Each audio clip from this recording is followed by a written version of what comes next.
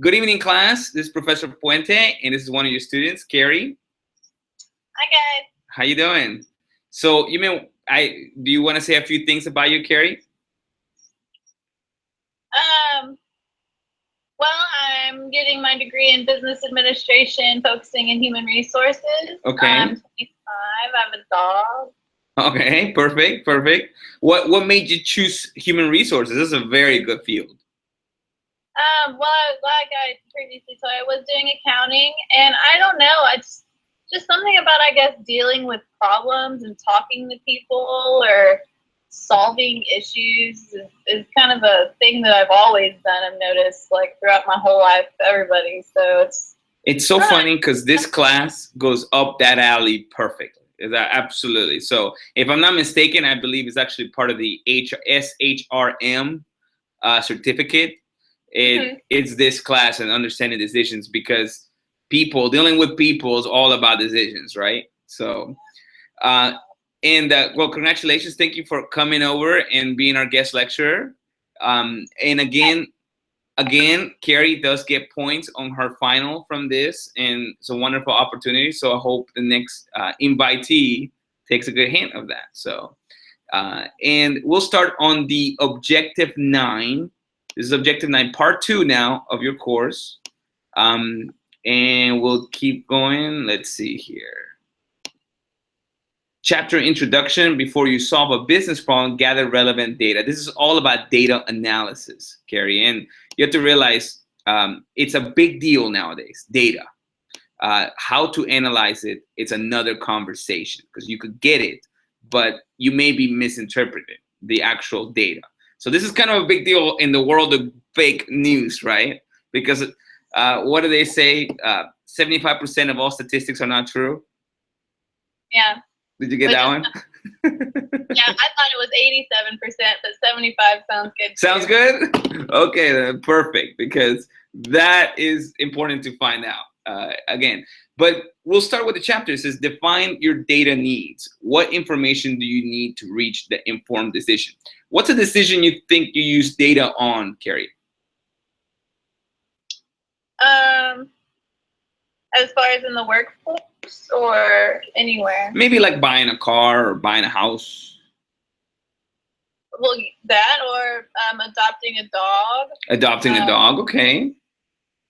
Really, when you go to the grocery store or shopping. Gas station, exactly. Yeah, shopping. Anything you're trying to save. And it's really great, because let's say you're going to the grocery store, you want to define what data you need, right? In this case, price. In this case, quality, right? If you're buying something, the one thing I found out never to replace, even though I've tried, is Windex. It's really hard to replace Windex.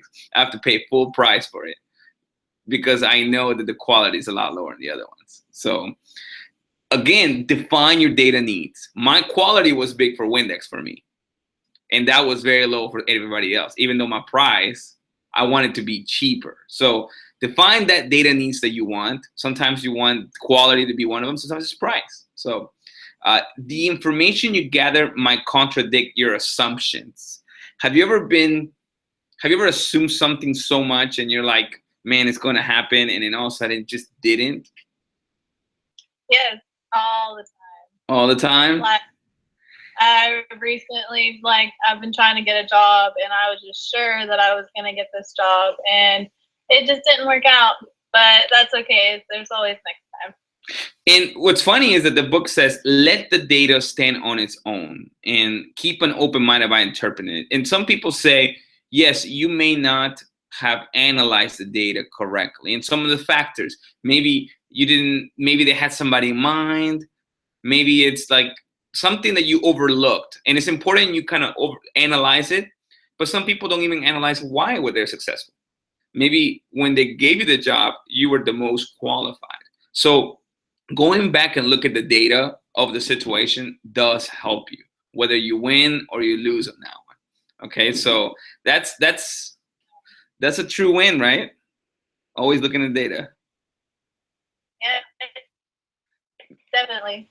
Document the data and its sources. As you talk to people, review documents, and make observations, take time to record basic information, so the title, author, and location. This is really big nowadays because in the world of fake news, what is the first thing we ask for? Where did it come from? Who did you hear it from? Exactly. So it goes so fast nowadays because you're like, okay, hold on. That sounds unbelievable. And then you look it up and it's CNN and you're like, wow, it really did happen, right? That's happening a lot nowadays, right? But you see why source is everything, right? I love when you click on or you lead to something and it leads you to like that wiki page that when you scroll down, you eventually start to find like grammatical errors and it just doesn't make any sense. Starts talking about wizards and something when it's like this is related and it's just like, but people actually rely on Wikipedia. They do. They do. And the thing is, you just absolutely, and good. I'm so happy you brought up Wikipedia. Wikipedia is not bad if you just look at the source. So after you read the article, look at where, hey, look at these sources. If that article has really sources that you said, you click on the sources and it's grammatically errored, and on top of that is not a publication, then yeah, it's hard. You should take it with a grain of salt. But good point to bring up. Absolutely good point. It does matter on the source. Examine existing information first. So you came up with a conclusion and you need to find information for it. Examine what you have in front of you first. What came to you first? What the facts of the situation. In this case, if you want to buy a new car, examine your current car, right? Your car you're actually driving. You know that is your basis point because you probably want a better car, right? You're always gonna go from there, basically. Exactly. So if you get a car that's worse than yours, what's the point? You would have just kept it. Okay. Yeah, that would have kind of led to a completely different situation. Like if you were in a wreck or something, and you just had no other choice. And you settle. That's right. That is very true. But you still will compare it to your current car. Unfortunately, that is. And knock on wood, anybody, guys. Hopefully, that doesn't jinx anybody. But yes. That is very, very true. Always think back to, well, I had this and I want to upgrade this. Like I want an auxiliary port and a better stereo. Maybe a sunroof. Exactly. And you know what's funny is people, psychologists, believe that you do that innately, meaning from you. You don't even read the book or the textbook, but you may do it. You don't even realize that you've been comparing cars after cars and you're like, well, I want this, I want that. But you're actually doing the course innately. However, the fact that you know you're doing it, that's what gives you the power. You know, that's you're doing a decision course right on a situation. Right? Rely on people as your most important resource. It's funny, the book says that. Much of the information you need might be available only from other people in your organization. It's important you get the people that you can, and the reason I'm saying that is because you don't want to get people uninterested in you. So that's why you need to ask around those who you care for. So if you come to me, Carrie, and say, hey, Professor Puente, look, I'm going to take this job. What do you think about it? I'll give you my honest opinion. You're my student. Of course, I would love to give you good opinions about that. But if you were to ask the manager, they'd probably be like, this is the greatest job on earth, right? Mm-hmm. So try to rely on the circle around you first, okay? And tell me about this one. Consider interrelationships. Most of the data you collect is interrelated because it's connected to the same problem. Do you believe that? Yeah, I do. I believe that there's always kind of like a cause and effect that's just constant. Yeah. Some people say that, if you keep seeing the same problem in other people, it may be you, right? You may be the interrelationship. So, but again, it may not be. Maybe that, hey, you keep having this runny nose, and maybe because it's Houston, maybe it's there's an interrelation there, right? That you're in the same city, of course. But yes, you hear that a lot. The interrelation may be yourself. You haven't even thought about it. Let's leave the class to kind of give us some questions and comments. This is where I kind of have to because I know they're just getting there. But I really do like this section because it does speak about this data and how to gather and analyze it. Let's see the people. Okay, so Amelia is saying, in retail, we were up against very large goals from last year, but what our business did not take into consideration was the election. Changes in the legislation can greatly affect the economy. This is the data that I believe was overlooked. Very good, Amelia. I really do like that comment. People had to believe, and it's hard to not speak about the election because I was surprised. Did you believe Donald Trump was going to win? I was honestly up in the air. I couldn't really bring myself to believe that either of them could win, but one of them had to. So that's how I feel everybody felt. You're right. That's very true. And of course, it's all my other professor, he goes, that's opinion when I do this science and opinion. But yes, but the truth is that a lot of people were surprised. That's one of them that kind of hit him there, the surprise factor of him winning. For every action, there is a reaction. Thank you, Selena. And sometimes the data already available solves the problem. It's like sitting in front of you. That's true, Danilo. Sometimes you're thinking you need to find this data, but it was there the entire time. And you just never really paid attention to it. So I do like that. So let's go to now objective. And again, I'll go back into those comments and definitely grade you from them for the ones that did not get to. And objective 11 is evaluating options. It seems like this course is all about that. Oh, no, we're in objective 10, right? Yeah, objective 10. Okay, we'll go back to that one. Objective 10, developing alternatives. Think creatively. We'll go straight to essential elements. Think creatively. The desire to solve a problem often anchors people to their initial ideas. So when people say, hey, Carrie, do you mind solving, I need a party? What's the first thing I say the word party? What comes up in your head right now? Alcohol. People, I'll go, your regular party. But the thing people don't realize is maybe you need to think outside of the box. Maybe you need to start thinking, hey, how about a nonprofit gathering? Because it could be something else. What they're saying is don't anchor yourself to your typical thing to do. Had I asked the pastor, he would have said, oh, we're going to go and do it on Sunday, Day of the Lord, right? Because that's what he's used to. Yeah. So don't anchor it because it's so easy for us to say, party, what I'm used to, Super Bowl, right? So fun time party. By the way, I'm not endorsing any alcohol here before you guys get me in trouble with Lone Star. Right? Brainstorming is a powerful and creative tool that you could use to generate ideas. Have you ever done a brainstorm session? Yeah.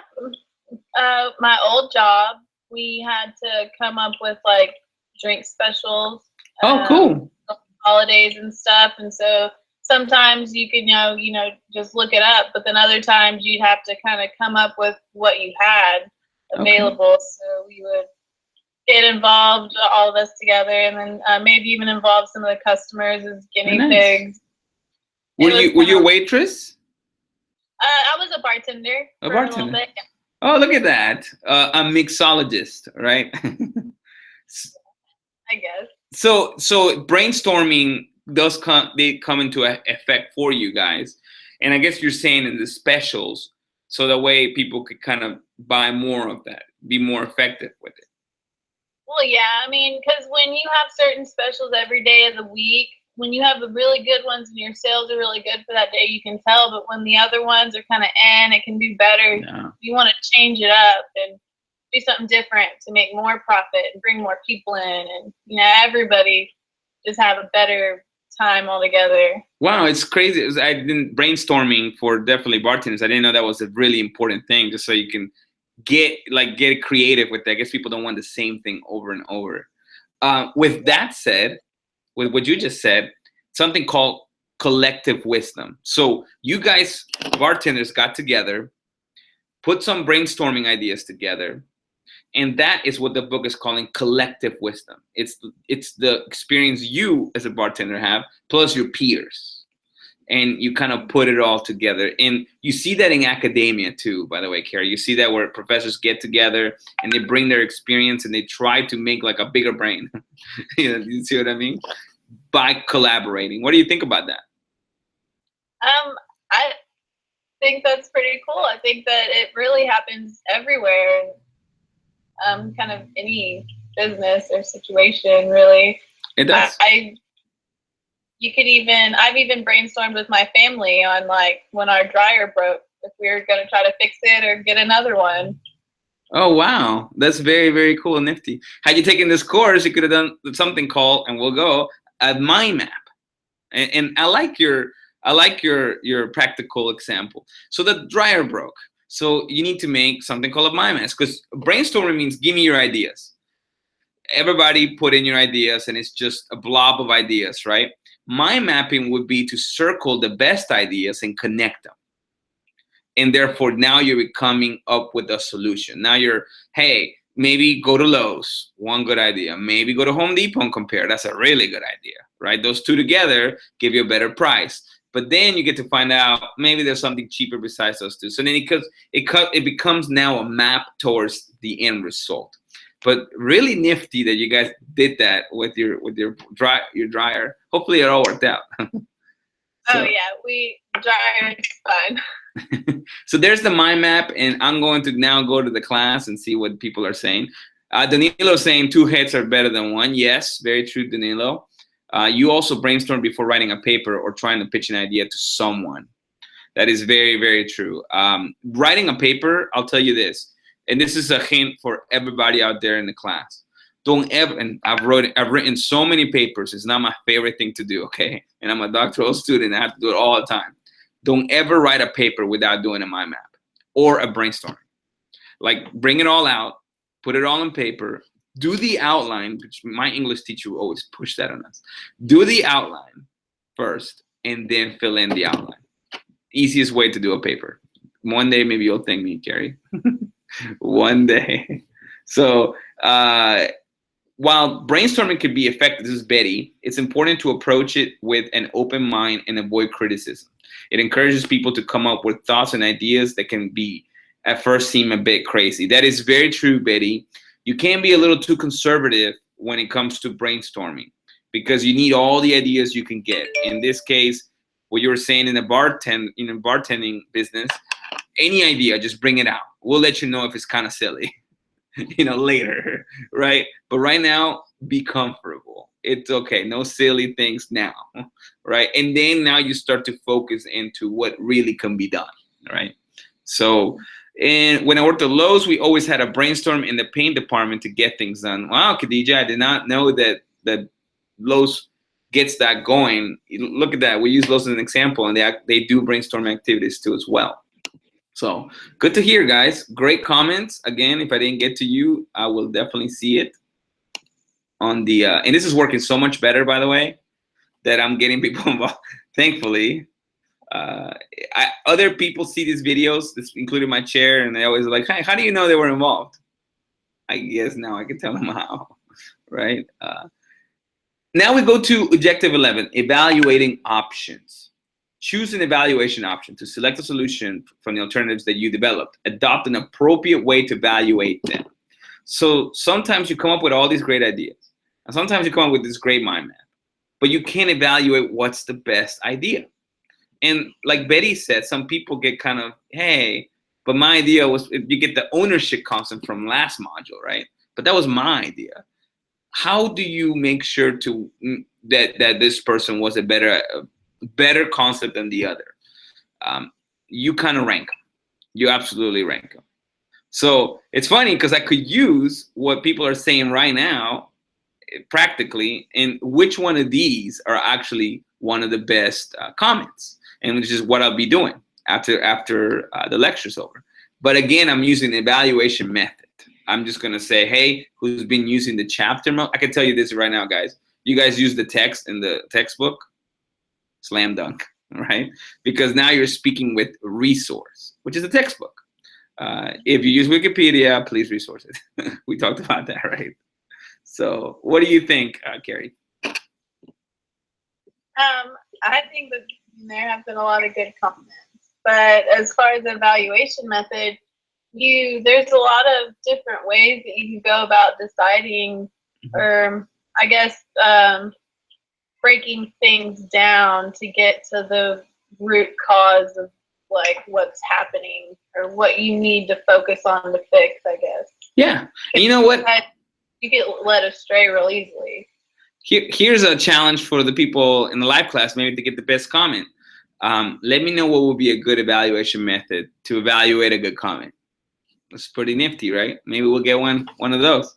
An evaluation criteria, and you can probably add that to that, guys, are the variables that drive your decision. So yes, the evaluation process are important, but the criteria means the factors. Hey, so the comments, 3 of them. 1 needs to say something about the actual material, 2 needs to be about the textbook, and 3 about real life, which is what is better. So you kind of put the criteria and you put it out there. You weigh your criteria. Listen, if you're using the textbook, it'll be better than if you're talking from your heart. You see how I just waited? And I said, hey, you use something else and you cited it. So that's really important. Again, psychologists and social scientists say we do this automatically. We kind of think quick and we say, well, this person is more credible than the other. And we weigh it. We weigh each other. We rank each other, even though that's kind of wrong to do, they say. But you do. And innately, again. But we don't really write it down. Now, for this class, you could use that personal concept, but more for business purpose. So if you're ever a manager, if you're going to be an HR manager, and you have to lay someone off, because that really does happen. The HR has to make a criteria to lay somebody off. One of the factors may be their performance reviews, right? The other factors are maybe their tardiness. The other factor may be their motivation. You see how I'm giving you the criteria and then you're putting it down and then you're saying, hey, look, whatever comes up, comes up. I don't care if it's my cousin, the one that's being laid off. You see that? Perfect way to kind of use a business decision. And rate the alternatives. Number 4, maybe you don't need to lay somebody off. Maybe you could just cut hours, right? The company. Of course. Now that you're thinking of doing HR, what do you ever think about that? Like how difficult that part may be for you, dealing with employees? Yeah, but I don't know. I don't want to say that I'm aggressive, but I'm assertive and I'm confident, and I'm kind of used to difficult situations or being in them. I've been in a lot of uncomfortable situations before. I've handled them pretty well, but I mean, really, it's just the truth, because I feel like in a way, if you have to let someone go, you're really helping them out. Like, it's just not meant to be. You need to go find something else where you can blossom bigger, or because you're just not working out here. It's a good way to put it. That's a real good way to put it. And it's funny, you see that. Another thing is when layoffs happen, by the way, is a lot of the what's called the fat being cut, meaning the people that maybe weren't meant to be there and making the company better. Now those people leave and become better because they feel like they were not making the cut, right? So sometimes people say that that's what's happening, especially around Houston, So number 5, make a decision. Choose the best alternative and use it to develop a solution to the problem. Do not be conservative. The selected alternative is not perfect. The worst thing to do, Carrie, is they say it's better to be wrong than to be indecisive. What do you think about that? I think that's very true, because I've been known to be indecisive at times, and I would have just rather been wrong than to have wasted the amount of time I did not being able to make the decision, and it just kind of humiliating almost in the end, or embarrassing. Yeah, that does happen. That is very true. And then what people don't realize is not making a decision is a decision. It's like you're already making a decision, or just delaying the decision is also a decision. So it's just anything you're gonna do, it's gonna happen no matter what, right? So that's I'm very analytical. That's my problem. Hey, but that's kind of good. That's kind of good, because And the reason I say that is because most people, believe it or not, make decisions quickly. That's their issue. It's like they didn't even think of it. The little innate process I'm trying to tell you that it's in their head, it's milliseconds, but then they put the wrong data and then they make an assumption. I did. I actually used to be exactly that way. And I think that's probably why I am the way I am now. So I just jumped at anything or made decisions in a blink of an eye before without really thinking about it, and it came back to bite me in the butt sometimes. So let me tell you, I'm in the same boat. Don't ever think about it. I'm in the same boat. It's hard to hold people and say think about it, but don't just like take time.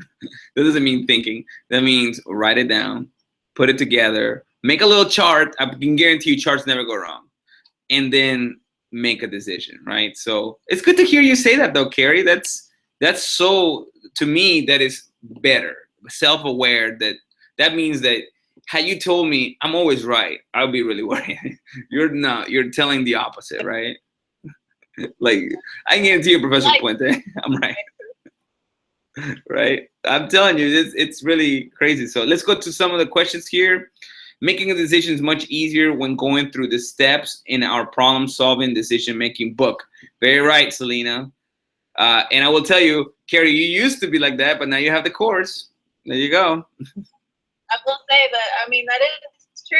I can say that I can look back on this, and, you know, if I can't ever decide where to start, then I know where to start now. Hey, hopefully so. Are you going back to the election? Those who were able to vote and did not still made a decision. That is very true, Johan. Let me tell you, this election was nothing more than people not voting. So thank you, not voters, because that they hurt us. Evaluating the employees can be for a positive outcome for them in order to know where their strengths are. That's right, Marlon. Especially in your case, letting them know their strengths and their weaknesses, which is actually part of something called SWOT analysis. When you get your MBA, Carrie, you'll find out more about that. So, all right. And let's see, I threw that in there, right? Yeah. Okay, and then can being concerned with a perfect outcome do detrimental to one's success? Yes, Amelia. That is actually called analysis by paralysis. Whenever you want to be perfect and nothing goes right. So what I always say is get it 95% right or 90% right, but at least get it right, right? It's more important. The A is from 90 to 100. All right, so then let's go to our last one. We're done. So, that was it, right? Implementing a solution. Oh, no. This is objective 12, the very last one. Get approval from the problem owner. This is really important because in business, for you to analyze a problem, which people will ask you always, hey, can you help me? You know, you have to get their permission. In other words, don't just butt in and tell them, hey, let me tell you what's going on. First of all, because it's more than that. It's not just get their permission, but analyze them in the way that you would think a third party would say. A lot of people just kind of butt in and say, well, I would have never done that. That's called hindsight. Of course, hindsight 2020, right? It's much easier in your shoes. So be careful when you develop a solution to sound like you would have been better at it because you were not in those shoes. Okay, that's really important. Develop a plan. Outline the steps to apply to your chosen alternative. Do you do this sometimes, Carrie? I am not as good at it. It depends on the situation. Like when I'm going to the grocery store, I will initially, most of the time, make a list. Okay. I'm a fast shopper, not like most women, I guess, but there are times like when I'm shopping for food that I do, the woman in me comes out and I just want to like throw all the snacks and everything that I don't need. So I have to make sure that I have the list in front of me and I just stick to that. Stick to the plan. And I think I know what you're saying, the woman in you, as in, I think you're saying, carefully saying it, that it's like the impulsive, right? The impulsive side. Okay. And I mean, not to say all women are, and men are not impulsive, because it depends what we're talking about. but I know what you're saying. Society standards, right? I guess. And when you have a plan, it's easier not to be impulsive. Mm-hmm. Exactly. Definitely. Like, don't ever go to the grocery store on an empty stomach. That's so true. That's so true. But you see, that's a tactic. I'll have to explain what that is, but that is true. Don't ever go with an empty stomach because you gotta eat before, because then you get off your plan. That is so important. And something that I tell you about a plan that I've heard is that, and this is stuck to me, and this is Drucker, by the way, Peter Drucker, another management professor of the foundation of management is made for him. He said, listen, when you do a flight plan, a pilot does a flight plan, he'll say, if I want to go to New York, I'll go through Chicago and Cleveland. If there's rain, he won't just get off and do his own. He'll make another plan. No, I'll go through Memphis and make it to Birmingham up north, right? So that's the point. If you have a plan and it's not going according to plan, make another plan. Don't just wing it. Hey, you like that? I use that winging it part, right? With the planes. But I guess so. That just came out like that. Okay. Notify stakeholders. We'll talk about this. We had a conversation about this, Carrie. Stakeholders, remember? Yes. We did. Hey, but I'll tell you this. This is important for people to know. It's everyone. Stakeholders is everybody, right? So for you, Lone Star is a stakeholder. You're a stakeholder of Lone Star. So am I, because I'm a professor. You're a student. But maybe even the people that pay taxes towards Lone Star are stakeholders, right? So let everybody involved know. I mean, this is inform them, communicate, right? And that's really important, because communication can never go wrong. You know, when everybody feels communicated, everybody feels well. Everybody probably felt the first week of class was like, what is going on with the class? I haven't even talked to the professor. Well, I had to be very careful how I implemented WhatsApp, because some people didn't appreciate it at first. But by now, I think some people, almost just about everybody does, you know. Last semester, I pushed it up front and people were like, there's so many messages. It's like, yes, it's a class. But now I think the people that really want to be, if you noticed, out of the class, I think 11 are not part of it yet, but they will become midterm time. You'll see it. Well, they should. It's really fun. It's not as bad as you think it is. Definitely. No. Thank you, Carrie. Thank you for the vote. I think that will definitely help them out. But stakeholders, notify the stakeholders, the ones in WhatsApp and the ones that's not, right? And anticipate opposition. This is really important for you, Carrie. So, because let's say you're going to be an HR manager. And the one thing that HR managers do is they oppose managers, because managers want to fire people. They want to feel like, hey, look, I want to point at you and say you're fired.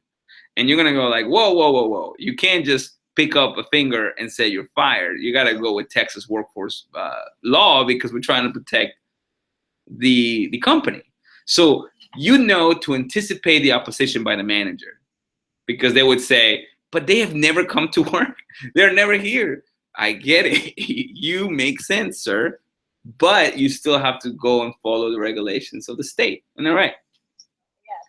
Yeah, you're gonna be the ultimate opposer, Carrie. I think you're great at it. you're. It'll be that way with the managers, and I guess with the employees as well. If I'm having to let somebody go, I'm sure many people would be happy if I got it first. But realize what Forrest is saying. Anticipate it right before you come up and make that decision. Anticipate who's gonna oppose it. Anticipate it. Okay. In this case, make sure you know what to rebuke when they come up and tell you things. Just know who's going to oppose it. So whenever you tell your family, we're not going out on dinner tonight, you're going to anticipate their opposition and say, I know you're going to be upset, but this is why we're not doing dinner tonight. Away from home. We'll do here at home, right? You anticipate before you make the decision. That's all it's saying. And number 5, last one, Carrie, take action. What do you think about that one? Plain take action. It sounds kind of robotic. Could you question? Oh, okay. We're getting a little disconnected. We're at the end of it too. That's crazy. Take action. What do you think about that last one, number 5?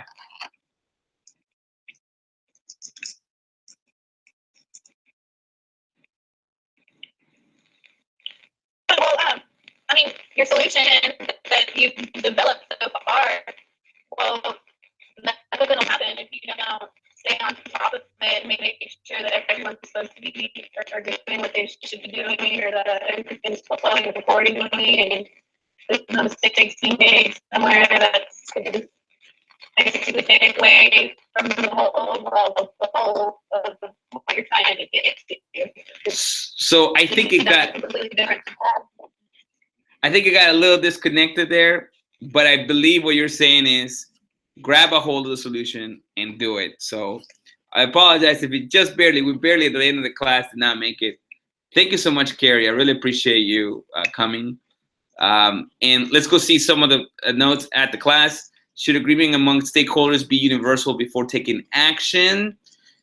I don't know.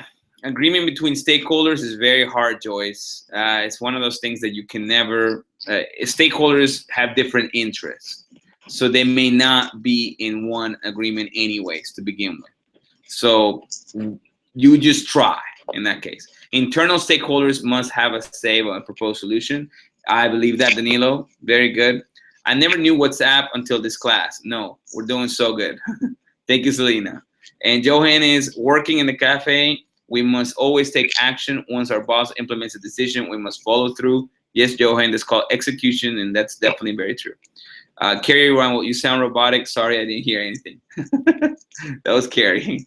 Sorry, Carrie, you could not hear. At the very end, we did sound a little robotic. Thank you so much for coming, though. That's really it. I really appreciate it. It was just that last one. Thank you, guys, and that's it. That's for the class. And again, I'll go through your questions. I'll let you know who had the best answers, and we'll go from there. Thank you.